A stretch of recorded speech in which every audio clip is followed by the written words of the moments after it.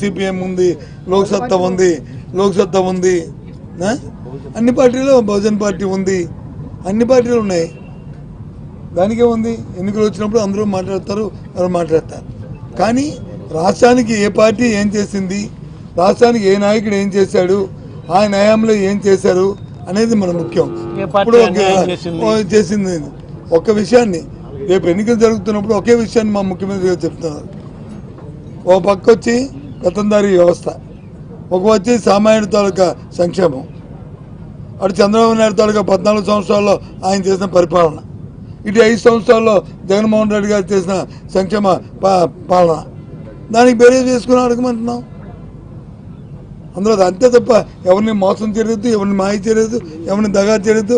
బాబు వస్తే జాబ్ వస్తుందని చెప్పలేదు, వస్తే నిరుద్యోగం గుర్తిస్తారని చెప్పలేదు, లేదు మహిళలకు వచ్చి ఒకటి మొత్తం రుణమాఫీ చేస్తారని చెప్పి మోసం చేయలేదు. మా ముఖ్యమంత్రి చెప్పారు, ఎవరైతే డ్వాక్రా మహిళలు వచ్చి దాచుకున్న డబ్బు ఉందో 4 దఫాల్లో వారికి ఉన్న బ్యాంకులో అప్పులంతా ఇస్తామన్నా, నిన్న రోజున 4వ దఫా ఇచ్చాం. అవునా కాదా? ఇది వాస్తవా కాదా?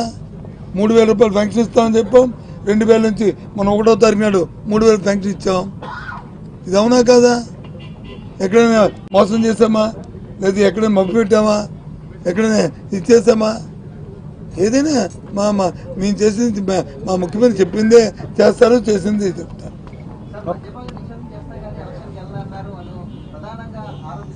ఎలక్షన్కి వెళ్ళమని చెప్పి మేము చెప్పామా? 2 మీటర్ ఎక్కడ చెప్పాం?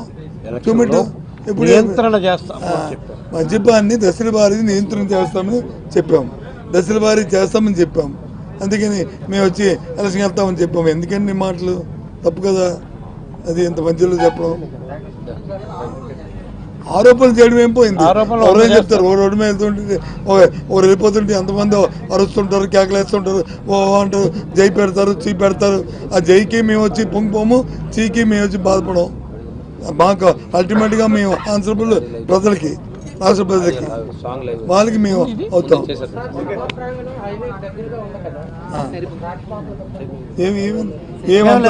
ఏమంతరం ఏముండవు. అన్ని ఏర్పాట్లు ఇక్కడ పోలీసు అధికారులను పిలిచి కూడా మాట్లాడటం జరిగింది. ట్రాఫిక్కి రెగ్యులర్ ట్రాఫిక్లో ప్రయాణికులకు కానీ, వేరే దూర ప్రాంతాలకు పోయే వాహనాలకు కానీ ఎటువంటి అంతరాయం లేకుండా ముందు నుంచే ట్రాఫిక్ డైవర్ట్ చేసే అవకాశాలు చూసుకొని, ఏ పక్కకు పోయే ట్రాఫిక్ని ఆ పక్క డైవర్ట్ చేసి ప్రయాణికులకు ఎటువంటి ఇబ్బంది లేకుండా చేయమని చెప్పడం జరిగింది.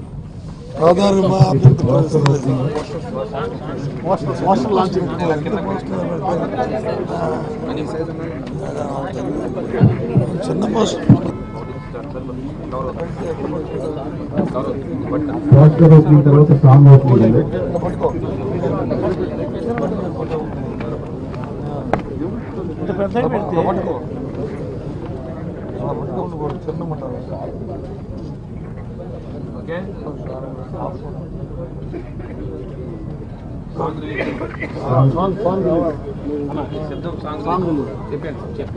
మనం అనుకున్నట్టు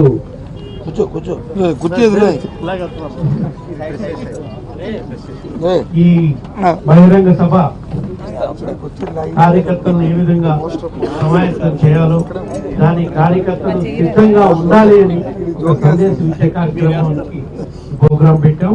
దానికి